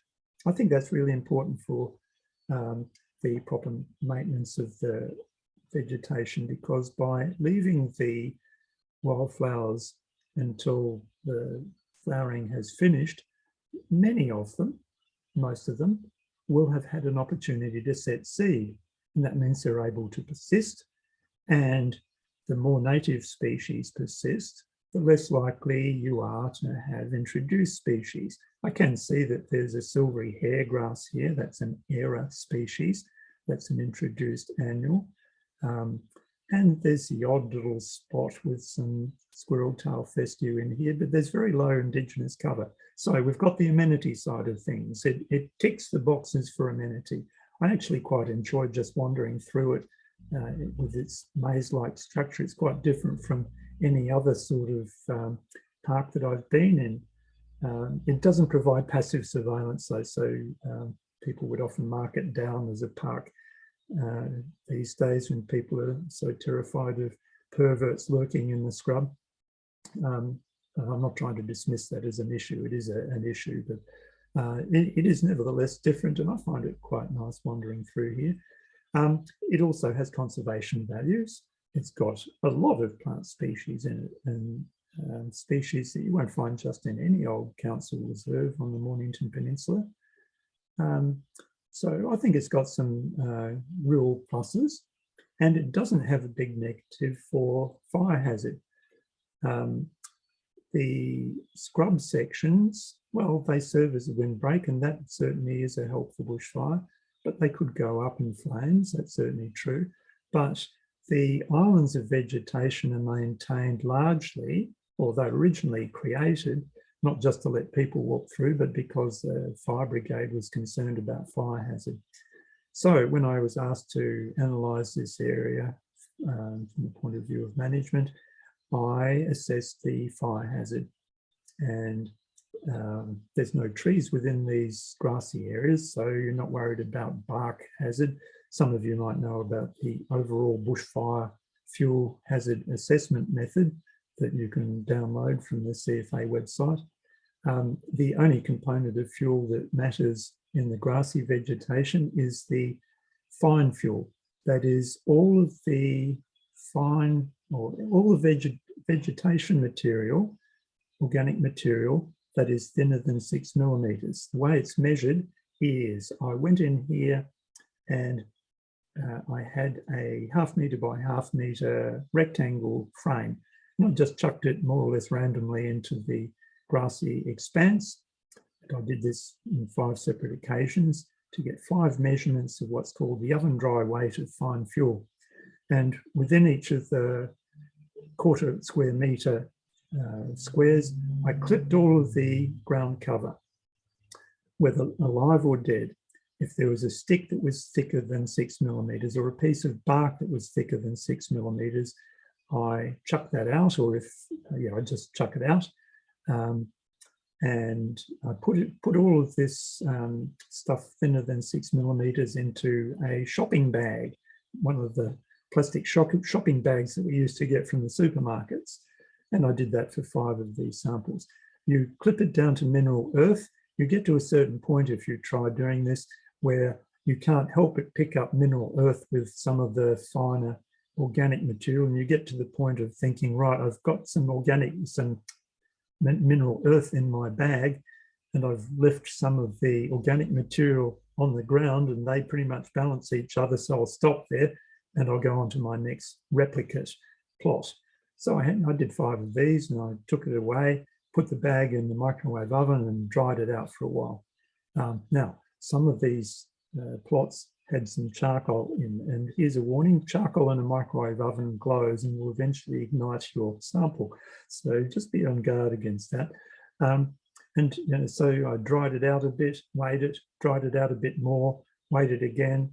And as long as the consecutive weighings keep dropping, then you haven't got it fully dry, and ultimately it just stays the same. And that's when you would record the oven dry weight per quarter of a square metre, and you just scale that up and you get the number of tonnes of oven dry weight of fine fuel per hectare. And the standards, well, not standard, but the sort of level at which the CFA would become concerned in a situation like this is something around the 8 tonnes per hectare mark. You'd certainly be concerned if it got up to 12. And I was measuring, I think one of them was 2, one of them was 3. They were between 2 and either 4 or 5. So around half or less of the level of concern, and that was just before the annual slash at the start of the fire danger period, which is around this time of the year. So with a once or twice a year slashing, this area was maintaining a good level of biodiversity and remaining low in bushfire hazard. So I reckon that sort of management is a very effective one. Let me show you the other side of the fence. The reserve is on the left. You can just see the scrub there. And here we have a pine plantation, which has since been cleared for housing.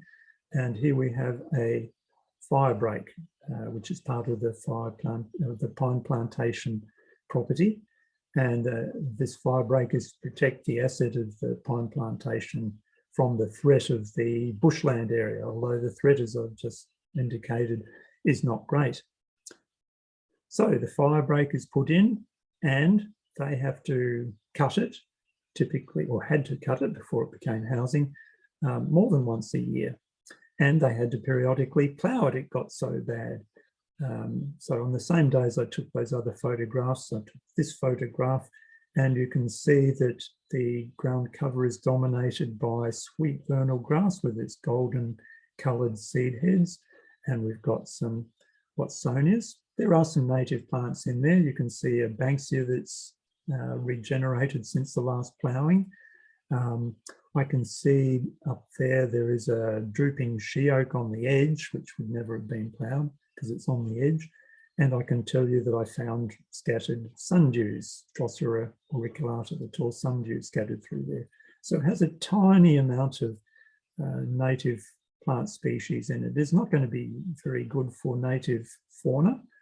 And it is a fire hazard because my measurements of oven dry and weight of fine fuel came at 12 tonnes per hectare.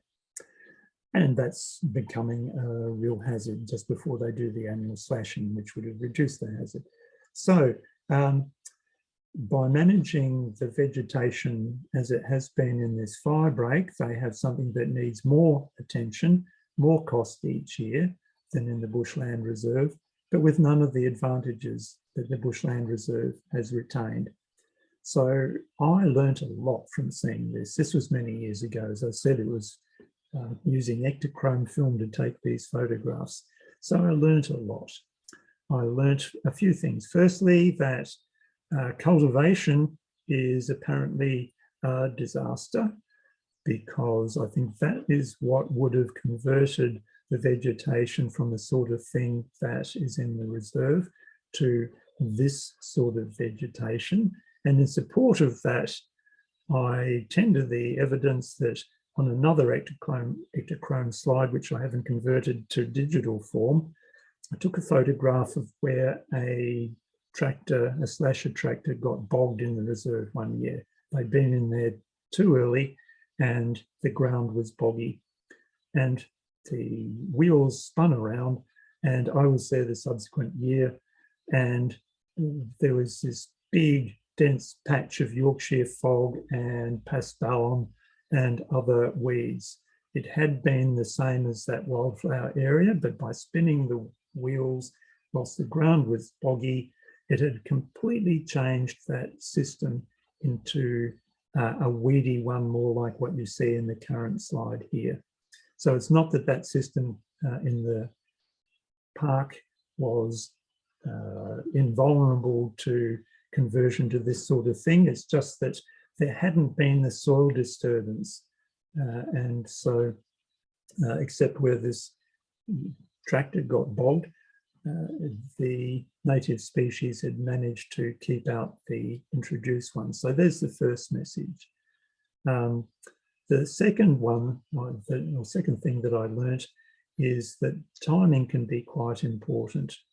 And I don't have really solid evidence for that, but I'm thinking that in order to maintain that native vegetation in the park in a state that resists the establishment of the introduced species, such as happened with the tractor getting bogged, you need to have plenty of indigenous plant species there. And if year after year after year, you cut the flowering stems to prevent them from setting seed, then you're going to lose those species that rely on those seeds. And so you'll get fewer and fewer species within the system. It becomes less and less robust, and there'll be more and more vacant ecological niches for a new species to come in and occupy them. So that's my interpretation of what's going on in this example. Just trying to think whether there are other things that I needed to mention. I think that's about it. Does anybody have any questions or comments? He says, seeing that it's 5 minutes to 4 or 6 minutes.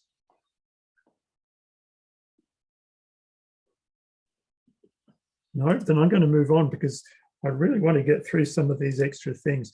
I'm going to move on to management. That's it for the revegetation and horticultural side of things, that sort of stuff. You can ask questions tomorrow. Let's go to management. I wanted to show you a couple of examples about use of particularly herbicides. Here is an example of a study I did with Parks Victoria in Dandenong Valley Parklands. It's abandoned pasture, or grazed bushland, I'd call it. And after scores of years of grazing, the forest had become covered with large quaking grass that you see here, and sweet vernal grass particularly. So Parks Victoria and I thought that given that in the few years beforehand, students like John Morgan at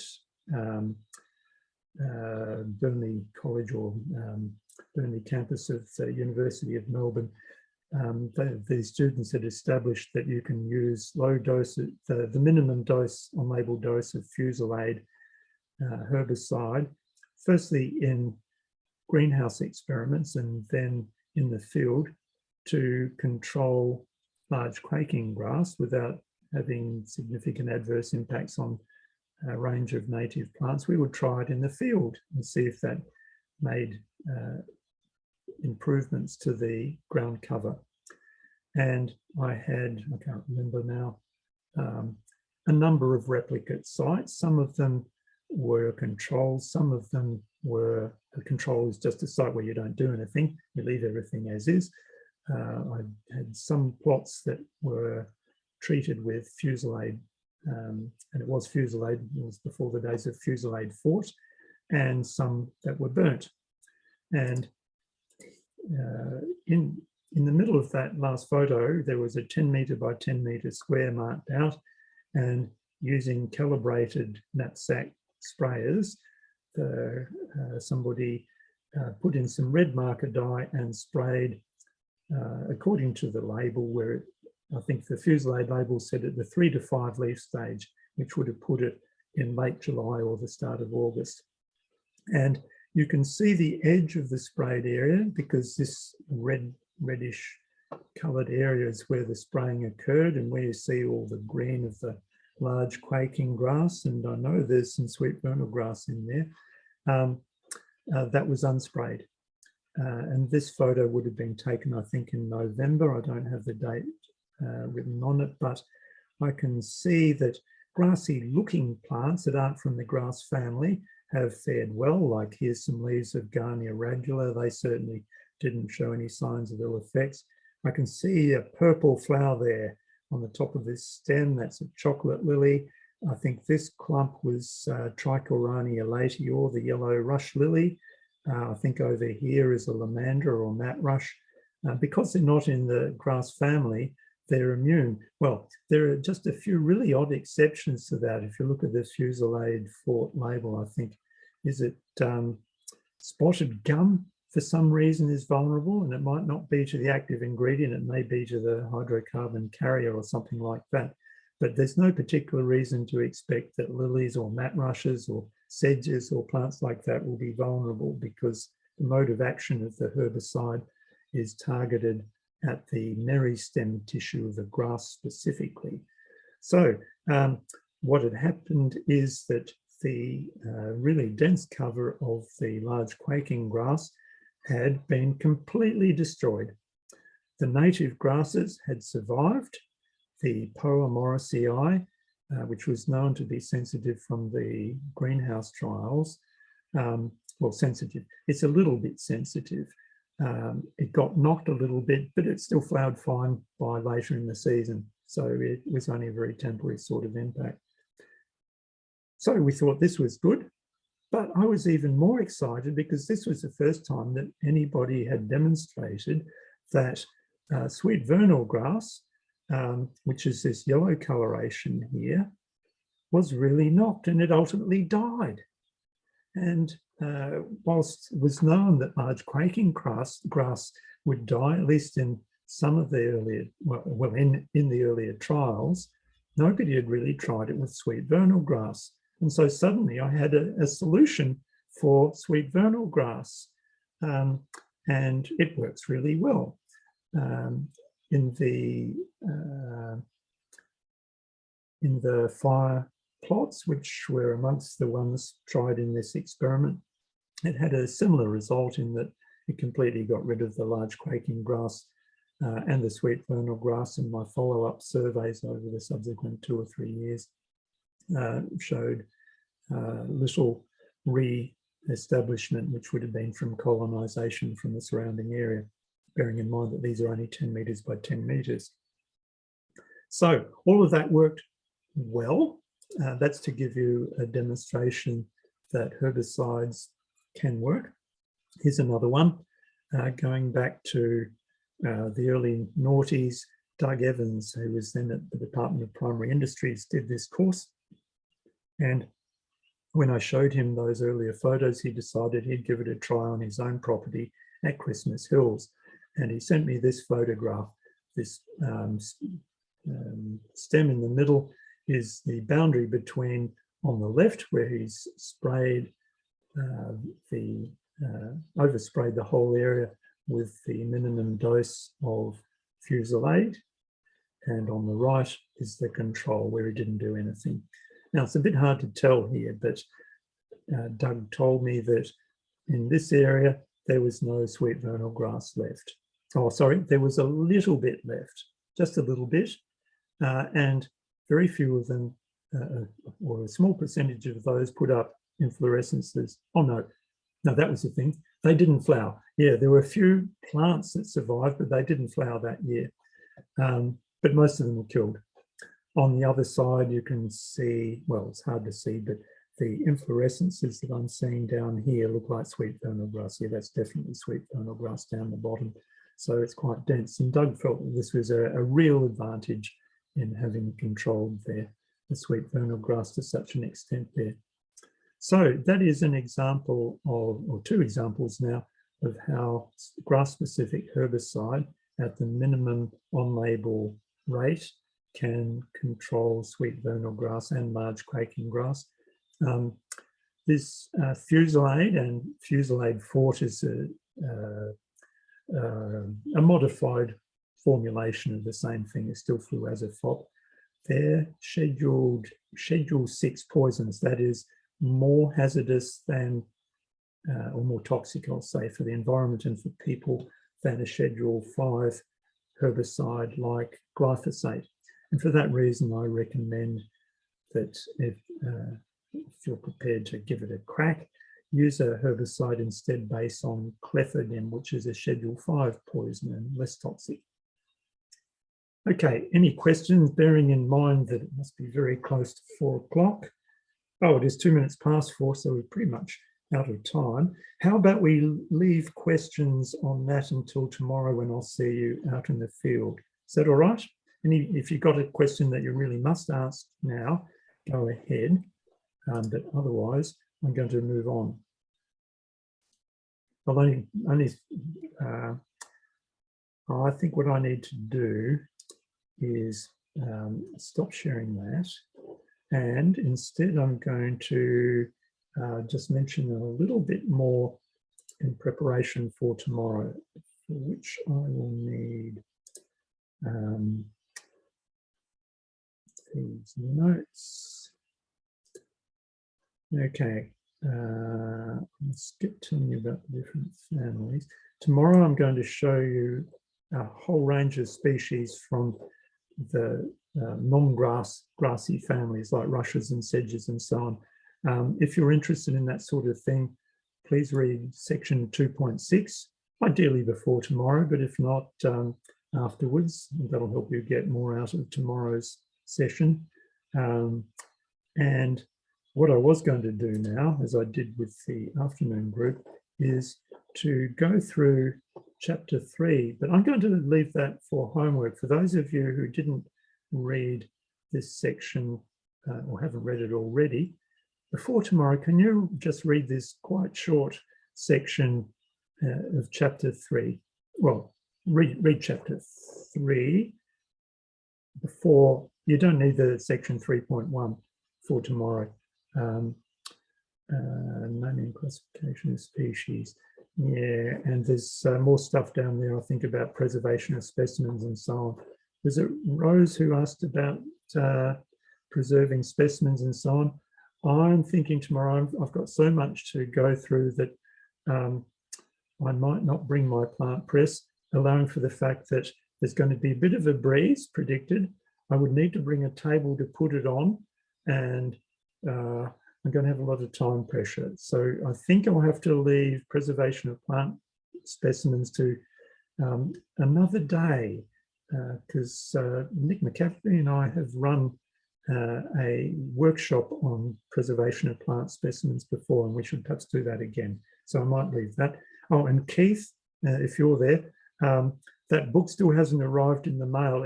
Actually, I've got today's mail, so it hasn't come from Stratford yet. I'll have to just give you the reference for that book on native grasses in agriculture.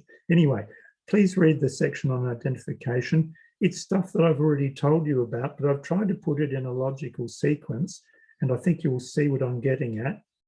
And I thought if you read it in this form, it might help you develop a more methodical approach to identifying grasses. So have a look at that. And given that we're already over time, I think the only other things that I will discuss with you are that for tomorrow, please bring the key to wallaby grass species and the key to grass genera in Victoria. And make sure your footwear is clean. We are going to a site of national significance, which is because there is an orchid species that occurs nowhere else on Earth and only 4 known wild plants left. And there's also a wallaby grass undescribed species, which quite likely occurs nowhere else on the face of the Earth. So I don't want any more pathogens and weeds being introduced than we can avoid. So make sure your footwear is clean, please. And time flies in this course as it does with this session. So I think we have to wrap it up now at 7 minutes past 4, other than for any last questions and comments.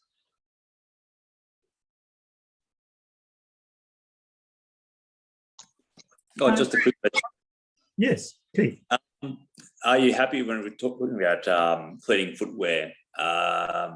Do you want, say, like a bleach solution or something? Like how clean are we talking when it comes to our footwear? That's very good practice, as you know, Keith. PhytoClean is better because the bleach doesn't bleach your footwear and your socks and your trouser bottoms. Yes, Metho, as Kelly is saying, you can use Metho and spray even, I think it's 60 or 70% Metho solution. That is a solution, a thing that you can do. PhytoClean is the best solution, both solution to a problem and solution in water. It's what's the name of the chemical? Anyway, it doesn't matter. You got PhytoClean at work. Yeah, that would be right. It's not benzodiazepine, that's an antidepressant, isn't it? Anyway, it doesn't bleach anything. But look, if you can't get around to doing that, that's perfectly reasonable. Loads of people walk their dogs through here with no attention to what they bring in. Right. I mean, their dogs or themselves. And I won't be taking you into the most precious areas, partly because they don't have paths through them, and even the slightly less significant areas only have very narrow paths, which is no good for a group the size of ours. We'll be sticking into the areas that get mucked about a bit. So yes, you would ideally use one of those solutions to remove pathogens from your footwear, but there are loads of people who go there daily and don't do any of that sort of stuff. So I won't excommunicate you if you don't. Yeah, well, I'll bring some along anyway. Good on you. Well done. Any other questions or comments? No? All right. I'll make the recording available to you this evening once it's all converted, as it says. And I will dismiss the class now, and I look forward to seeing you at 2 o'clock tomorrow afternoon at Bungalow Conservation Reserves. See you later. Thank you. Thanks, Graham.